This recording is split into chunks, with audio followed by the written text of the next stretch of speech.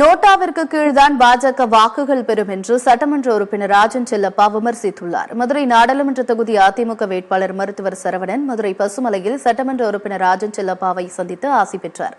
பின்னர் செய்தியாளர்களை சந்தித்த ராஜன் செல்லப்பா ஒற்றை செங்கலை வைத்து மதுரை எய்ம்ஸ் கட்டுமான பணிகள் தொடங்காததை விமர்சித்த அமைச்சர் உதயநிதி எய்ம்ஸ் மருத்துவமனைக்காக மத்திய அரசுக்கு அழுத்தம் கொடுத்தாரா என கேள்வி எழுப்பினார். அதிமுகவிற்கு மக்கள் ஆதரவு இருப்பதாகவும் அந்த பொறாமையால் தான் பாஜகவுக்கும் அதிமுகவிற்கும் கள்ள உறவு இருப்பதாக முதலமைச்சர் ஸ்டாலின் பொய் பிரச்சாரம் செய்து வருவதாகவும் குற்றம் சாட்டினார். மேலும் பாஜக நோட்டாவிற்கு கீழ்தான் வாக்குகள் பெறும் என்றும் ராஜன் செல்லப்பா கடுமையாக விமர்சித்தார்.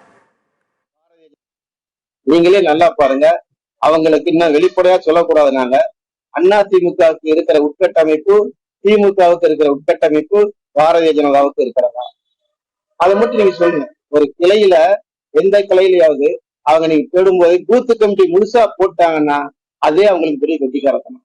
ஆகவே அதற்கான வாய்ப்பு பிஜேபி இல்ல. 3ஆவதோ 4ஆவதோ கூட வரலாம், 5வது நோட்டுக்கு அப்புறம் கூட வரலாம். என்ன